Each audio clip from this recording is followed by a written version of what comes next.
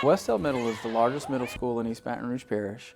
We're located right here in the heart of Mid-City, and we love being part of the close-knit Mid-City community.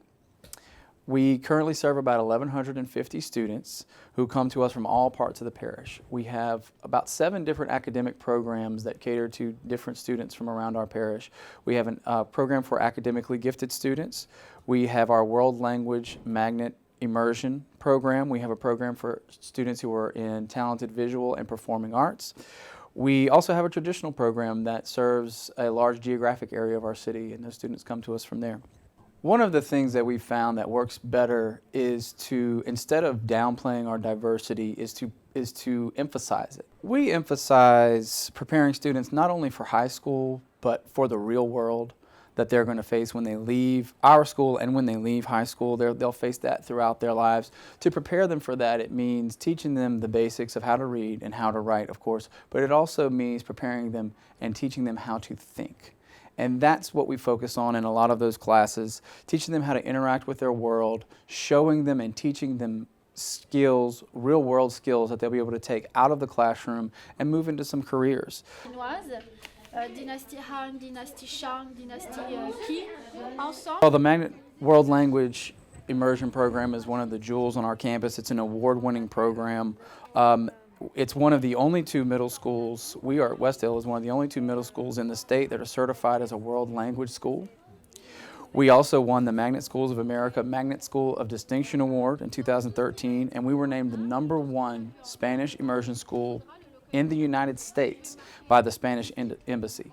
So that's a program that we're very, very proud of, and it's so important to have that here on our campus because we can offer some things, because of the size of our school, we can offer some things that maybe some smaller schools can't offer. We can offer these students a variety of electives so that they can have their Magnet World Immersion experience, but also have some experience in some of the other things that we offer, some of the higher level maths and some of the gifted self-contained classes. And we do have students who kind of touch both of those programs and who can receive gifted services and get the Magnet Immersion services. ¿Qué lleva ella en la cabeza? ¿Qué es eso que lleva en la cabeza, Colin?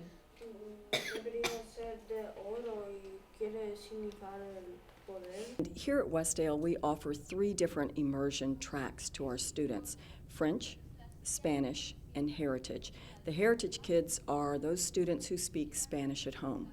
All of our students participate in classes where they're practicing the second languages in an authentic experience. Better chance of getting into French in high school, and that could allow us to advance more in our subjects if we continue them in French. We are doing social studies in Spanish, and this is really important because we are not just learning about Spain, but we're also learning about Mesopotamia, Egypt, India, China, and it's just basically their culture in another language. Our robotics class basically gives students an opportunity to learn problem-solving skills, obviously work with technology.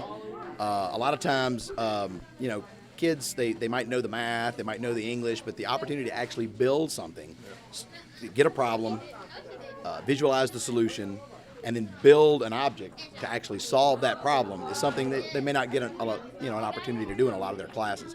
This is the class for it. To me, robotics is today where computers were, 40, 50 years ago.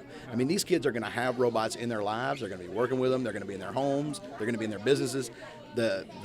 These kids today are getting an opportunity to sort of get in on the ground floor of a technology that I personally believe is just going to change the world. It's more hands-on, and it's actually easier to learn, and it's more fun this way, and so you attain more information, more of what you learn.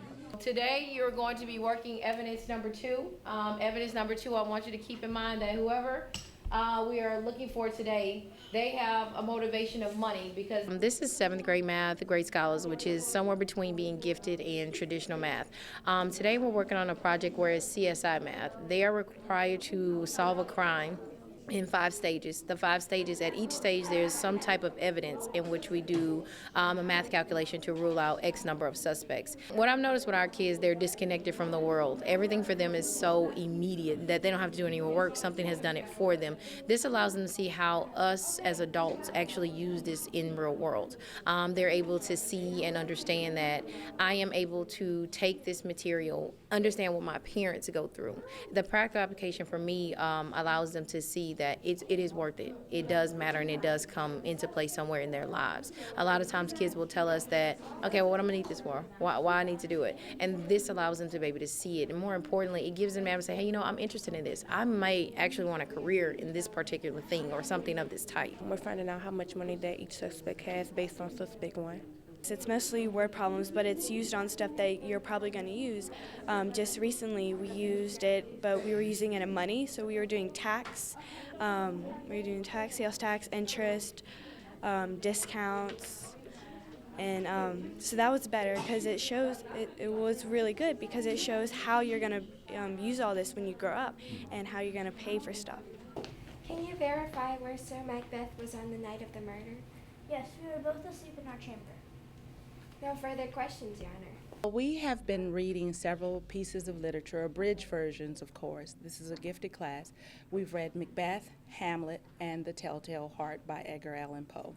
And the kids are doing a mini mock trial, and they actually took the information and created a trial by jury, and it helps them to interact with the text and actually come up with things that the characters may say to defend themselves, and it really gives them a chance to interact with the greater part of the literature. We basically looked at the play from both sides, and we also added other information to make it into a trial, being that the play itself could not just be a trial. On your table, you will find a plastic bag of materials that I am passing out now. This class, as I stated, is based on the tenets of Destination Imagination. And Destination Imagination is a global-wide volunteer-type organization worldwide. And through this school, we are able to bring it in as a creative thinking class. And it's high-level STEM activities that gets them cooperatively working together, sharing ideas. They also use the foundations of the scientific method. Through each challenge, they have to work together to solve those tasks using the scientific method.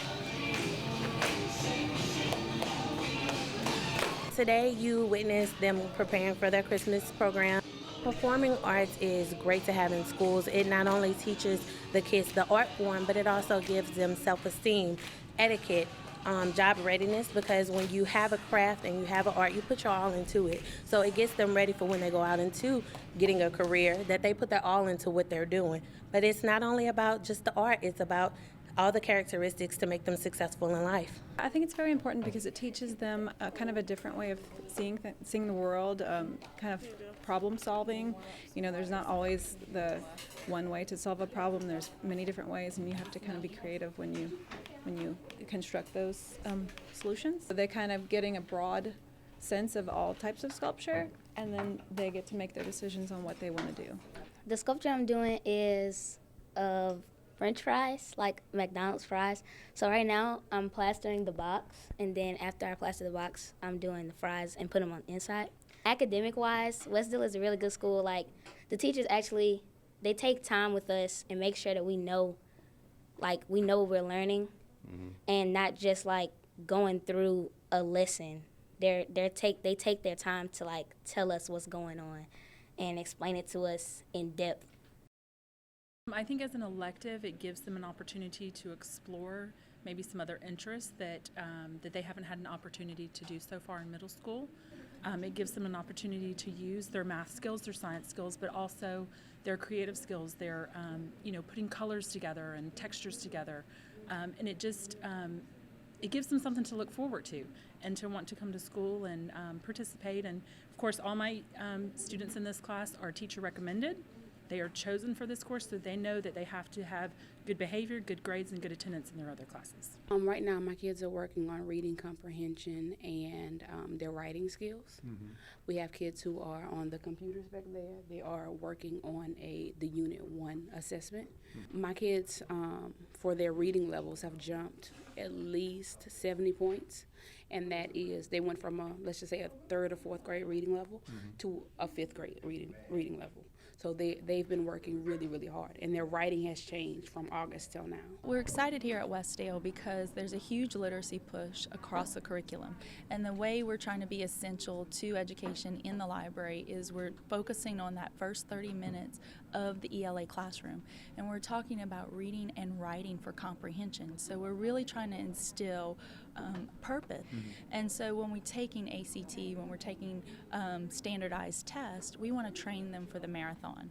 And reading is essential to training them for the marathons of life and to get them to be lifelong readers. We are Westdale Middle School Health Clinic. And what we do here is we provide medical and mental health integrated services for all the students at the school. So we want to try to keep kids healthy so they can stay in school. So if they're just coming in for minor things and we can give them some medication to make them feel better, then they can stay at school. So obviously they're going to learn more being at school than if we send them home. Right now, they're coming up with the different ideas for the following few months. We had the few ideas they were coming up with were a walk against violence for all the school, different charity drives. Right now, we're starting a Braveheart Change Fund. I thought about other schools, but I like Westdale because it has different programs, and you can either be advanced or you could be somewhere in between, or you could be, traditional. And then Westdale is just a fun and family place. It has a lot of generous people here. The first thing I did when I found out that I was on the student council, I said, okay, I know you have a lot of things to tell me, and you want me to say it at these meetings, so whatever it is, just tell me, because I wanted to make sure that I wasn't just doing this for me, but for everyone else. And then I always like to be a leader, so that's kind of what this feels like. At Westdale, we take all the kids. We have 9 different programs here, and we divide the kids up. It's 30 to 35 kids in each class. We have 7 PE teachers, and we teach health and physical education all year long. We hadn't lost a game in 5 years. They say 50-0, but if you count this year, it's 68-0. We haven't lost 68 games in 5 years. I call it PMA, a positive mental attitude. If you believe you can, and you see you can achieve you can. Middle school is a big transition year for everyone because they're going from a little kid to what they think as an adult when they get to high school. So we do have some, we have those growing pains in middle school, and we have to, just like we teach them the real life skills, we're not only talking about life skills in the classroom, we also spend a lot of time teaching them life skills outside of the classroom. We're talking about teaching them responsibility. We teach them respect. We teach them humility.